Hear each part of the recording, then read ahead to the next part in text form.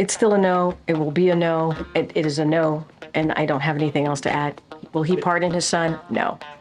The president, I can speak for the president, and he said he would not pardon his son. We have either been lied to or we have been brainwashed to believe that President Biden is an honest, good, upright, moral man. I'm not questioning his faith. I question his actions. Welcome to the Father Leo Show, where I'm dishing out faith, culture, and commentary. And in this episode, we are going to talk about Biden's pardon for his son Hunter, as well as other people who are deemed as enemies of Donald Trump, and basically wants to preemptively pardon anyone who might be in the crosshairs when Donald Trump takes office as the 47th president of the United States. And by the way, this is not a political discussion. It's a discussion about the pardon versus an absolution versus an understanding of what it means for true forgiveness. Because honestly, we would all love a pardon from someone. And thank God we have confession. So we're actually going to talk about this Biden pardon through the lens of the Catholic Church, because guess what? President Biden claims he's Catholic, but his understanding of pardon is hardly Catholic. But before we jump into it, please make sure you like, subscribe, share, and comment. And please know that your kind of engagement is what helps us to overcome the algorithms of the internet, especially YouTube, that doesn't want us to get Catholic content out there. And the best way to do that is with your help on Patreon. So please give us a little bit of some support by going to patreon.com/thefatherleo show. And that gives you access to some great content and some perks so that we can continue to tell the truth, even about something like the forgiveness of crimes. Let's get into it. So before we start off with getting into the pardon itself, I think it's worth kind of reflecting on what the White House has been saying ever since the revelations of the Hunter Biden laptop prior to the 2020 election, where the whole media told us that it wasn't true, but it actually was true, and that the whole Adam Schiff debacle of accusing President Trump of Russian collusion. Do you even remember that? I mean, it was insanity. For almost 4 years, we heard nonstop Russian collusion. And in fact, Donald Trump didn't collude with Russia, but his enemies did. Hillary Clinton was the colluder with Russia. Yet she's still walking free as if she has done nothing wrong. And yet people want to blame Donald Trump as if he's done everything wrong. And this is no defense of Mr. Trump. He doesn't need my defense, especially knowing that all that he has been through has proven his actual innocence. And if we want to actually get into the 34 felony counts, well, let's just say that nobody cares. Honestly, the only people who cares are people who are so brainwashed by the media. And this is the same media who has heard this for the past few years. From a presidential perspective, is there any possibility that the president would end up pardoning his son? No. Well, is there? I just said no. I just answered. Go ahead. Why doesn't President Biden just pardon him? President, I've been very clear. The president's not going to pardon his One son. more. It's still a no. It's still a It no. will always be a no. It's still a no. It will be a no. It is a no, and I don't have anything else to add. Will he pardon his son? No. The president, I can speak for the president, and he said he would not pardon his son, and I'm just going to leave it there.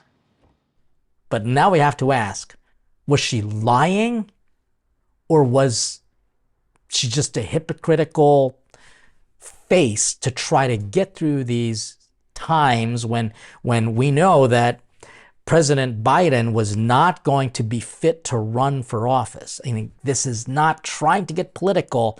This is trying to look at this stuff through the lens of an actual Catholic thinker. So let's just say we have either been lied to or we have been brainwashed to believe that President Biden is an honest, good, upright, moral man. I'm not questioning his faith. I question his actions. which can be very hypocritical because, again, this is a man who claims he's Catholic, but was the most anti-life president I've ever experienced. And frankly, I'm glad he just decided not to run. And yeah, in a way, I'm glad that Kamala Harris is not going to be the president of the United States. I really am. And the reason is because of stuff like this. These are the same people who said that vaccines work, and they actually are the cause of killing people. These are the same people who claim to have such a high moral ground, but they do this. And so what are we to make of this, knowing that President Biden is going to pardon his son and make it seem as if everything wrong the son has done is just gone away? It's really quite astounding. And we have to see this through a Catholic lens, because if not, we're going to think that his understanding, Biden's understanding of pardon, is what we experience in absolution, and it couldn't be farther from the truth. But let's actually look the official White House pardon, what he has to say about his son. And by the way, if I had the power to do this, would I pardon my son for crimes as well? I don't think so, especially knowing if my son did something wrong, he would have to face those consequences. But out of an abundant love that the Father has for us, is he willing to forgive us? Yes. But is it the same thing as this pardon? No. Let's read. This is a statement from President Joe Biden. This was given on December the 1st, 2024. Today I signed a pardon for my son Hunter. From the day I took office, I said I would not interfere with the Justice Department's decision-making, and I would keep my word even as I've watched my son being selectively and unfairly prosecuted. Without aggravating factors like use in a crime, multiple purchases, or buying a weapon as a straw purchaser, people are almost never brought to trial on felony charges solely for how they filed out a gun form. But remember, the whole gun thing was part of a plea deal so that they couldn't actually investigate more into Hunter Biden's corrupt lifestyle, whether it be his very misogynistic approach to women, to his filing of taxes that were just completely wrong. And then let's not forget the complete cover-up on Burisma, being entered as a board on Burisma for the most corrupt government in Ukraine, because we all know that this is money laundering. Let me get back to the pardon. Anyway, those who were late paying their taxes because of serious addictions, but paid them back subsequently with interest and penalties, are typically given non-criminal resolutions. It is clear that Hunter was treated differently. It is true that Hunter was treated differently because he was the president's son. If he wasn't the president's son, he would have been in jail. That's just all there is to it. I don't think any other citizen gets the treatment that the Bidens get, or the Trumps for that matter, but I'm specifically talking about the Bidens. The charges in his case came about only after several of my political opponents in Congress instigated them to attack me and oppose my election. Welcome to politics. Then a carefully negotiated plea deal agreed to by the Department of Justice unraveled in the courtroom, with a number of my political opponents in Congress taking credit for bringing political pressure on the process.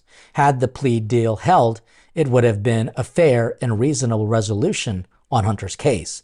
No reasonable person who looks at the facts of Hunter's case can reach any other conclusion than Hunter was singled out only because he is my son, and that is wrong. First of all, I just want to take a pause.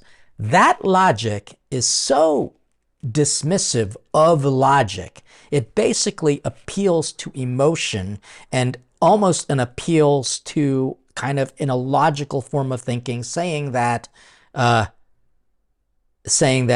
reasonability is on President Biden's side. And if you disagree with him, you are unreasonable.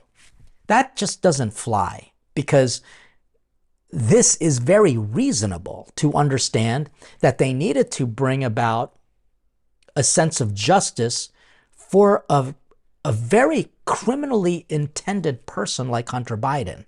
Yeah, he suffered with drug addictions, which basically means a lot of his capabilities to do the right thing are lessened.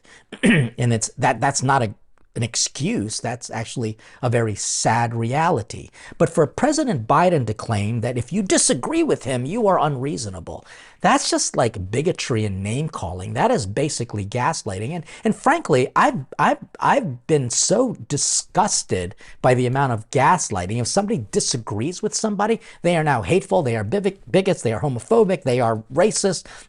They're just everything terrible because you disagree with them. Sorry, President Biden, but this is a real flaky form of logic. But let's get back to it, illogical as it might be. There have been an effort to break Hunter, who has been 5.5 years sober. Thank God for that. But even in the face of unrelenting attacks and selective prosecution, in trying to break Hunter, they tried to break me, and there's no reason to believe it will stop here. Enough is enough. The righteous sounding but truly hypocritical nature of this pardon is off-putting in so many ways. And again, why am I talking about it? Because of what this is going to imply for us as Catholics. For my entire career, I have followed a simple principle. Just tell the American people the truth. And let me gotta put a pause on here. Please, Mr. Biden, you have been dishonest with us on so many occasions. You've been in office for almost 50 years, and you have flip-flopped and lied countless times, and thankfully there are receipts to prove it. But you can tell yourself this, and this is interesting because now a liar is now somehow given the moral authority to forgive other people. And this is what frustrates me, because the only person who can really forgive legitimately is God. But now we're going to have to get into this pardon understanding, but I got to finish this because it's classic. They'll be fair-minded. Here's the truth. I believe in the justice system. It's hard to read this, to be honest with you. I believe in the justice system, but as I have wrestled with this, I also believe raw politics has infected this process and led to a miscarriage of justice.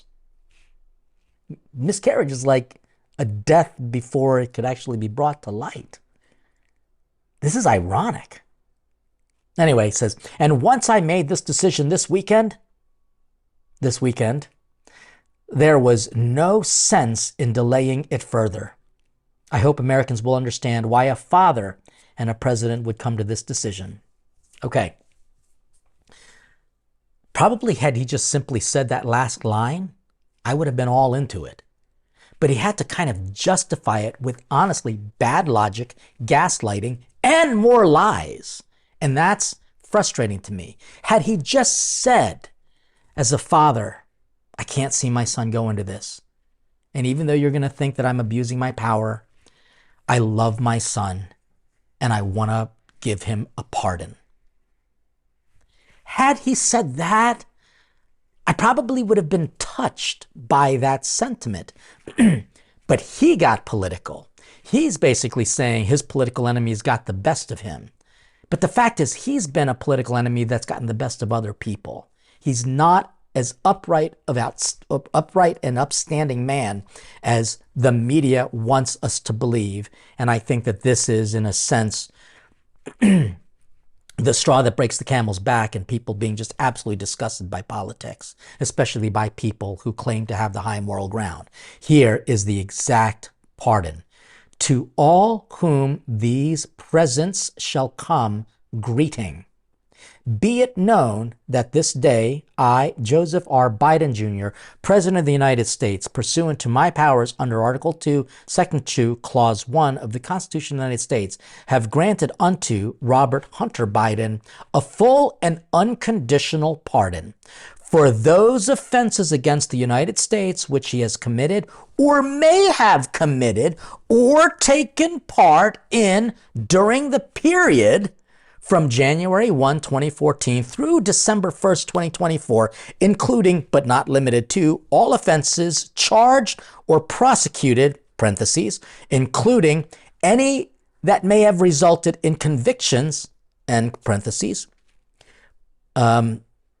by special counsel David C. Wise in docket number 1:23-CR-00061-MN in the United States District Court for the District of Delaware and docket number 23-CR00599-MCS-1 in the United States District Court for the Central District of California, in testimony whereof I have hereunto signed my name, and I caused the pardon to be recorded with the Department of Justice. And this is done at Washington, D.C., the first day of December in the year of the Lord, 2024, and in the independent United States of 249th.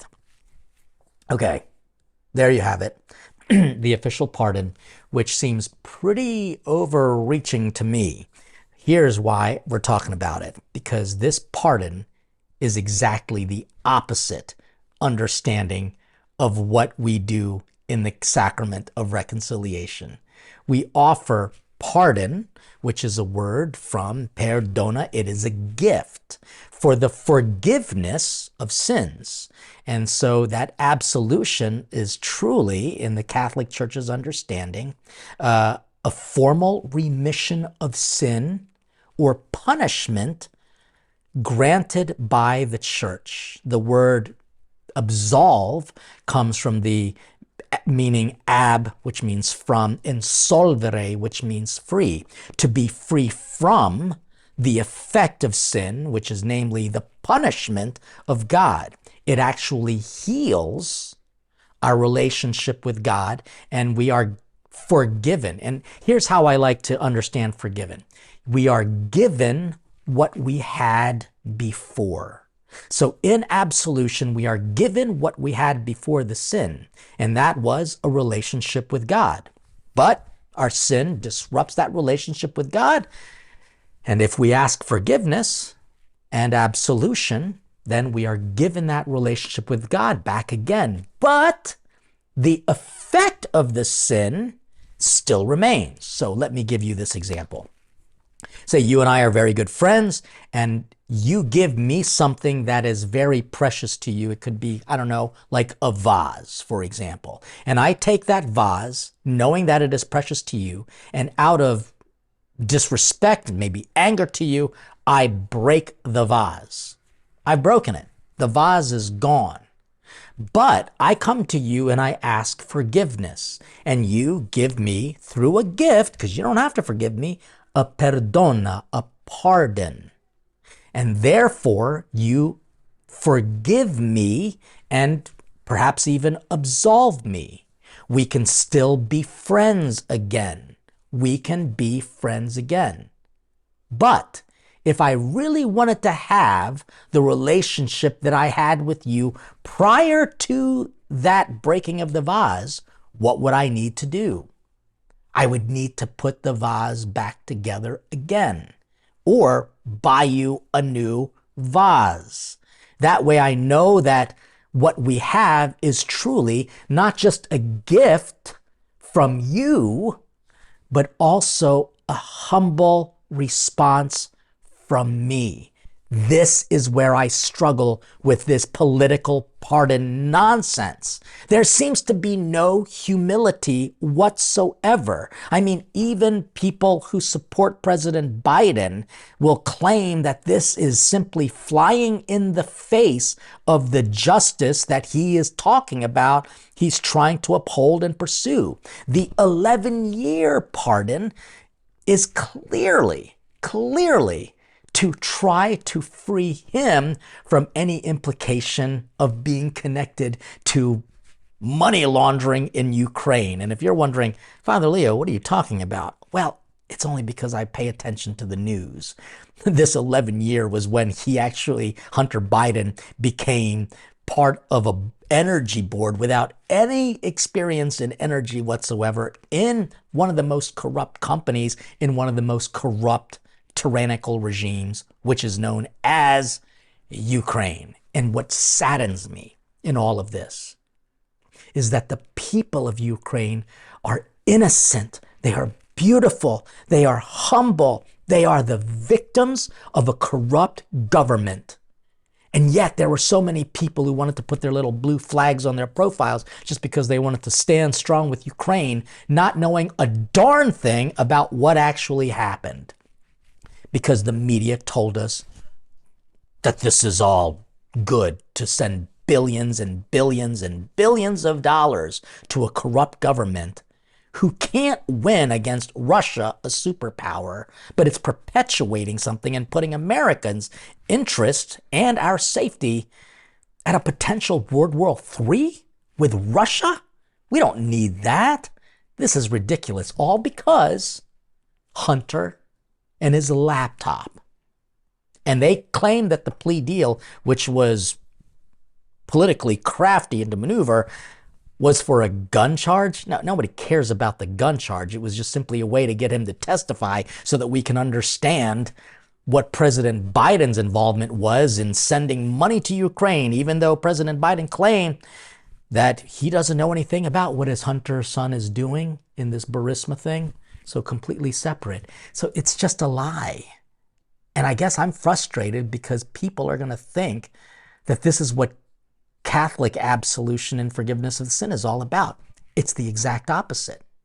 We believe in the Catholic Church that once you're absolved from your sin, the effect of the rupture in your relationship with God is healed.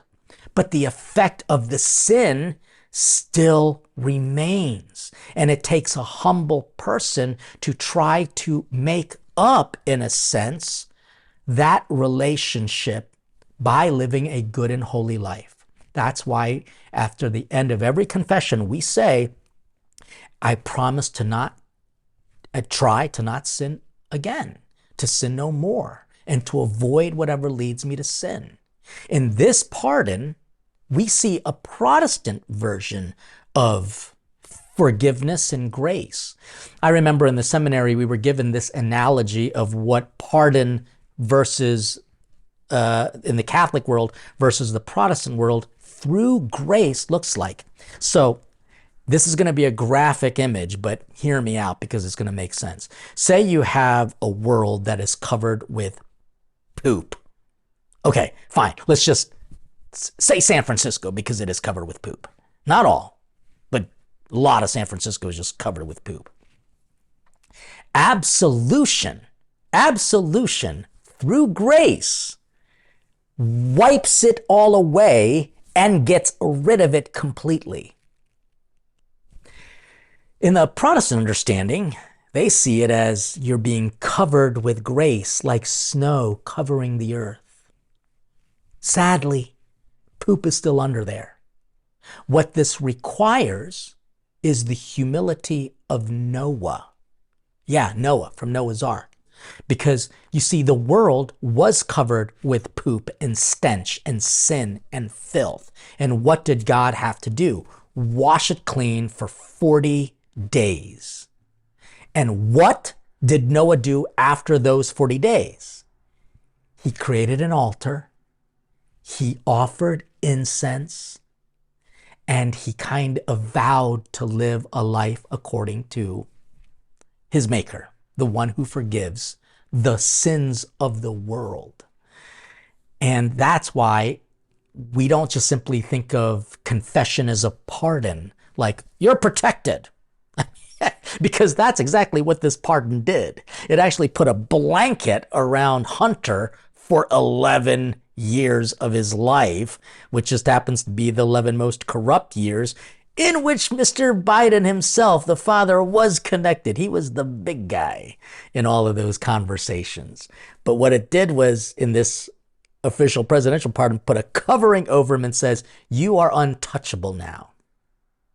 No one can touch you for any crimes you might have committed or thought about committing. You're going to be seen as innocent. And I'm sorry, that's exactly the opposite of what we do in confession. When you go to confession, it's not because you're innocent, it's because you're guilty. And you want to not be protected, you want to be freed from that. And so the pardon really requires us to actually approach the authority of that pardon and say, please forgive me. I am wondering if Hunter said that to his dad, said, please forgive me. I am wondering if Hunter is willing to say that to all the people he has hurt in the past. And because he is a public person, he's granted a child of the president, but he is still an adult and he has to take accountability for his sins, responsibility for his crimes. It would be wonderful if he just walks out to the world and says, I am on drugs, please forgive me, I did bad things. And that he lists those bad things, and then we can see what the authority can do to pardon him. That's why this is so upsetting to me. Because if Catholics look at this pardon, will they think that that's what happens in a sacramental confession? Because that's the exact opposite.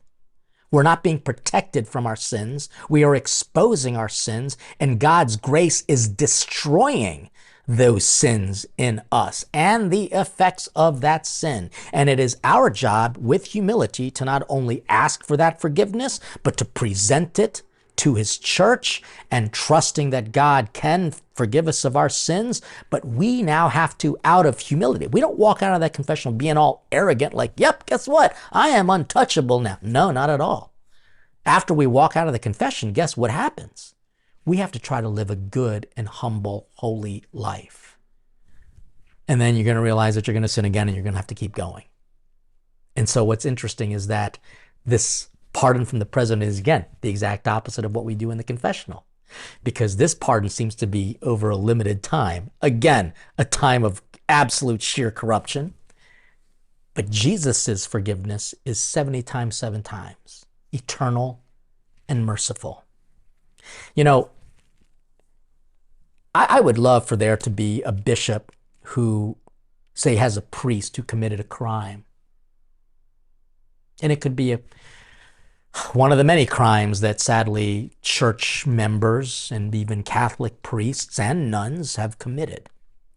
And it would be wonderful if that bishop would stand next to that priest and say, I absolved the priest of sins that were committed because this priest or this religious person actually asked my forgiveness. But this does not absolve him or her of the crime itself. It was done. The effect of the sin is real.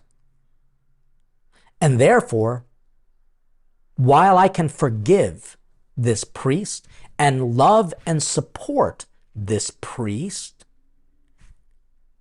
he is going to have to make up for that crime. And where do we get that? Especially since Protestants say that once forgiven, you don't have to do anything else. You know, you're forgiven. You don't have to worry about it. And that flies in the face of the scriptures, especially when we look at Matthew 5:25, where it talks about how the corrupt servant is going to have to pay the very last penny before he gets out of prison. So guess what? That's why our understanding of forgiveness is actually still connected to purgatory, where even if we have been forgiven multiple times, have we paid the last penny, so to speak? Our relationship with God may still be healed, but the effect of the sin is still among us. That vase is still broken. And purgatory is a time when we kind of make up for that. That is why We, when we leave the confession, don't walk around like we have some protective presidential pardon over us. No, we do works of mercy. We do charity. We become kinder. We become holier. We start to pray more. We start to do things to prove that we know that what we have been given was a perdona, a gift from God. I just needed to be able to say some things about this pardon because we're hearing all about it, knowing that now President Biden wants to create an overreaching set of pardons for other people who might be in Trump's kind of crosshairs for all of the attacks, the false attacks that were done against President Trump. Now, will President Trump be more forgiving? I honestly, I have no idea. I know that he absolved and gave pardon to his son-in-law's father, Mr. Kirchner, and that was a big debate, and everyone talks about how, well, if he can do it, then President Biden should be able to do it. And we also know that the number of pardons that Trump gave in his administration from 2016 to like 2020 was what, in the 200s or something like that? And you think that's a lot. And then when you look at, say, what Obama gave, it was in the thousands. It's like, wait a minute, what's going on? Are we abusing this presidential power that you have? Because if we know that the power to forgive isn't from us, it comes from God, then we're going to use it judiciously. And it's only when people have committed a crime, ask for forgiveness, but realize that the crime was committed. And even though our relationship still might be good, the effect of that crime is still there. And we have to do what we can to repair that damage that we caused.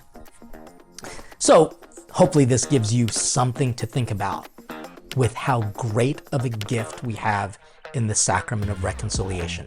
Please make sure you like, subscribe, share, and comment. And as this show comes to an end, I encourage you, please help us out by going to our Patreon community. Subscribe at any level, but if you support us, you get access to great perks and content, as well as knowing that you are helping us to continue to dish out truth and also faith and commentary. God bless you, and stay hungry for God.